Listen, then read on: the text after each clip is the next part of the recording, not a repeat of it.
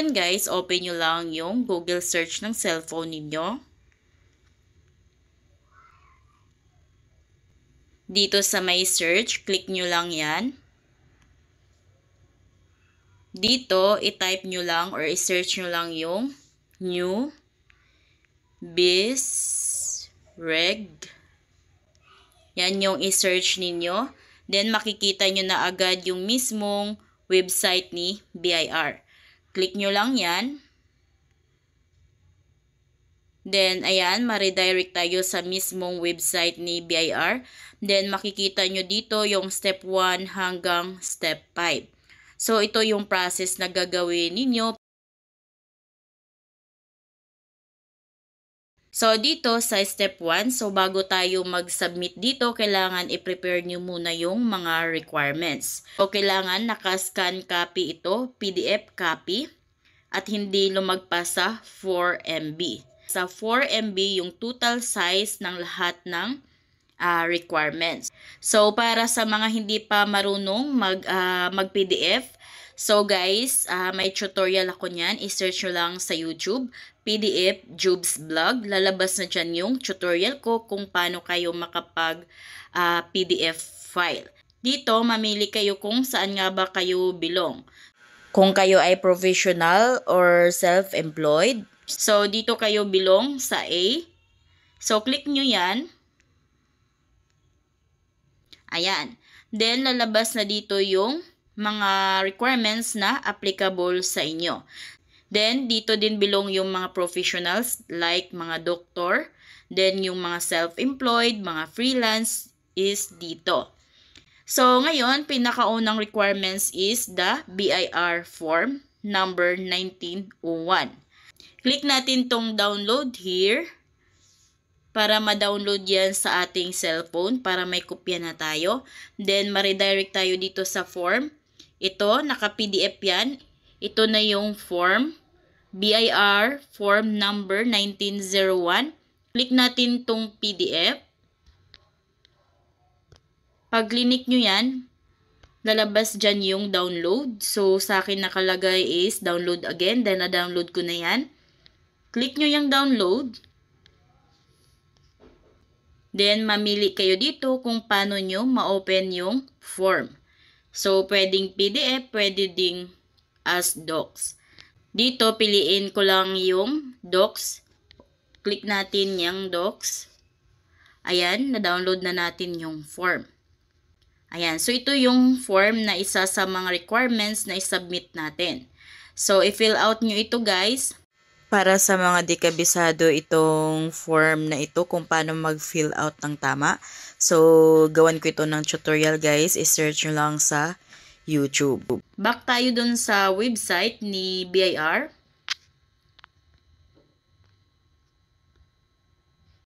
Pangalawang requirements naman is government issued ID.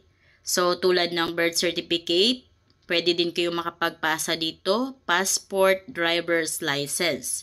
Then, community tax certificate. Then, kailangan yung government issued ID ninyo is nandyan yung kumpletong pangalan ninyo, address, birthday ninyo. Halimbawa, yung ID ninyo walang address, so any proof of residence or business address na lamang.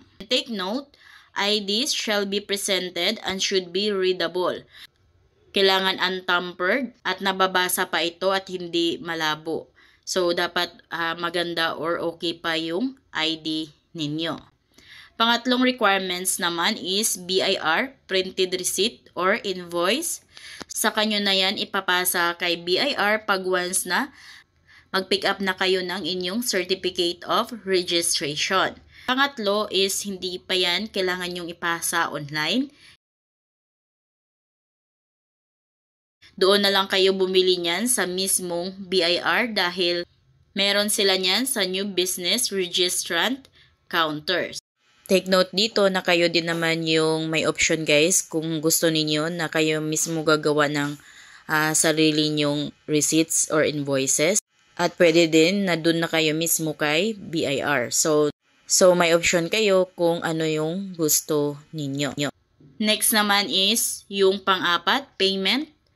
payment of 530 pesos. 500 pesos for the registration fee, 30 pesos naman for the DST.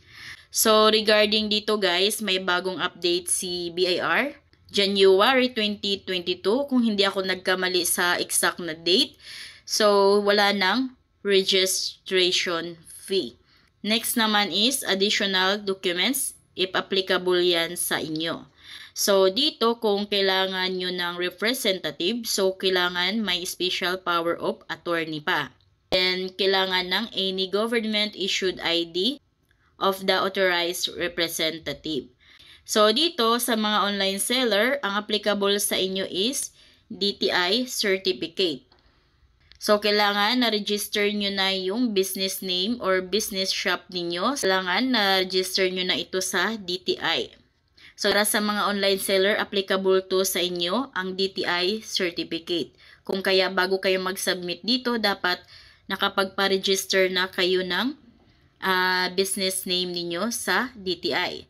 So, kung paano naman kayo makapagpa-register sa DTI, so, i-search nyo lang sa YouTube, DTI Jubes Vlog. Lalabas na dyan guys yung tutorial ko kung paano kayo makapagpa-register ng business name ninyo sa DTI.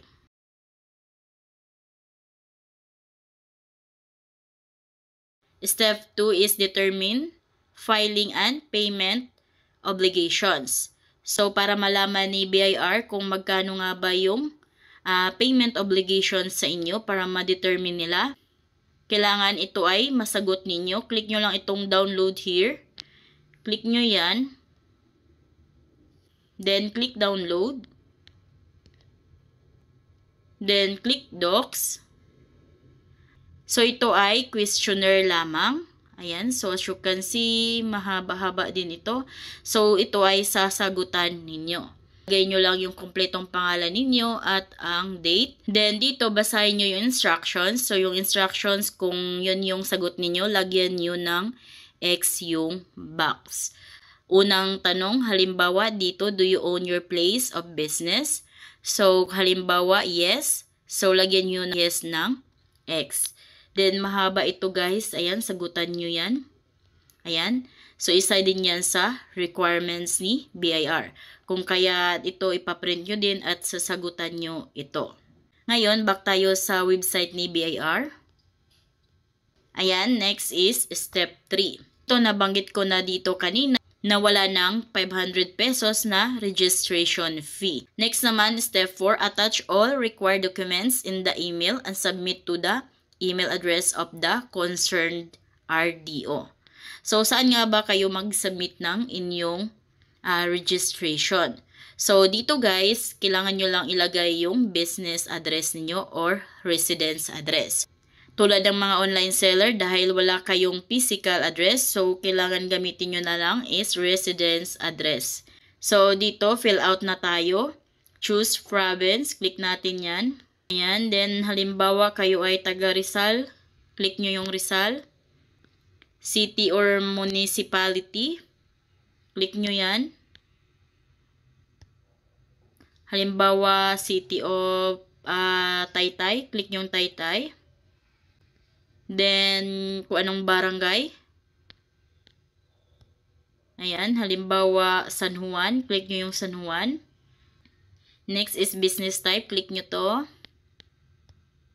And dito, dahil kayo ay online seller or mga professional or self-employed, mga freelancer, dito kayo belong sa self-employed. Click nyo yan.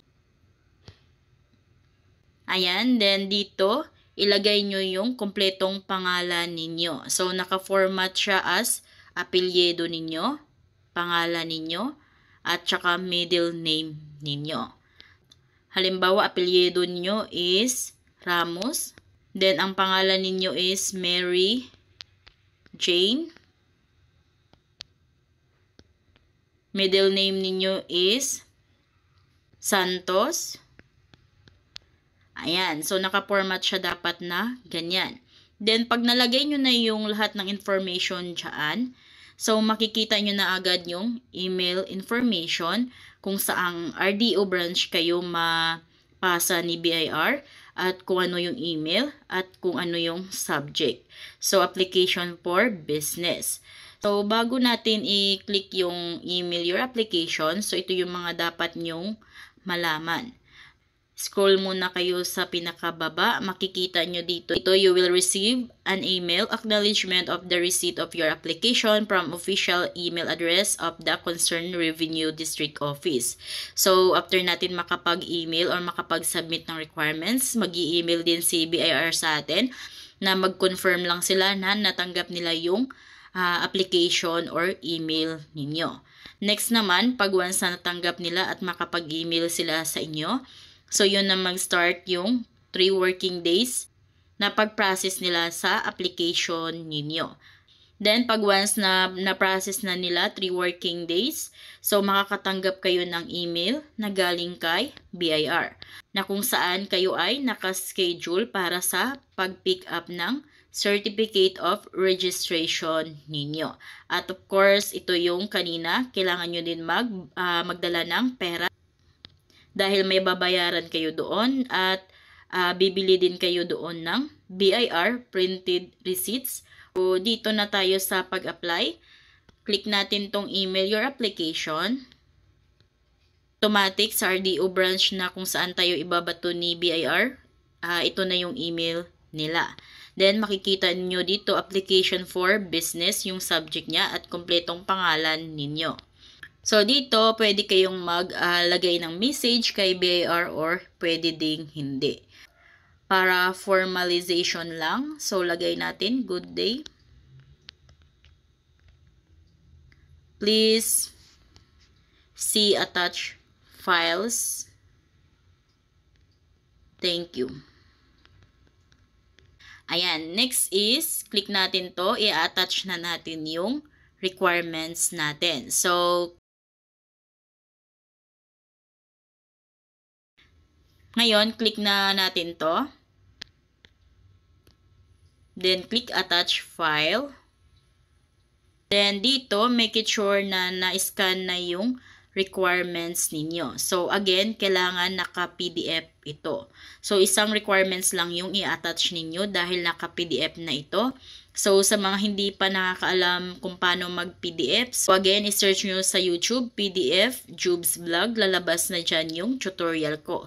So, ang PDF guys, pag-iisahin yung lahat ng requirements. Kung kaya pag mag-attach na kayo dito, hindi na madaming requirements yung i-attach ninyo dahil isang files na lang siya. So, halimbawa ito yon, click natin yan. Ito, makikita nyo kung naka-attach na ba yung files. Ayan, naka-attach na siya. So, dapat lahat ng files is naka-scan copy para kitang-kita lahat ng details. Ayan, so dapat andito na lahat ng requirements ninyo, yung ID, yung form, lahat-lahat na nabanggit ko kanina is dapat nandito na. Dapat nakascan at PDF. So, ngayon, click nyo na itong send. Click nyo na itong send. Guys, so kung kayo ay bago sa aking vlog, please consider to subscribe para updated kayo lagi sa mga videos ko. Thank you for watching!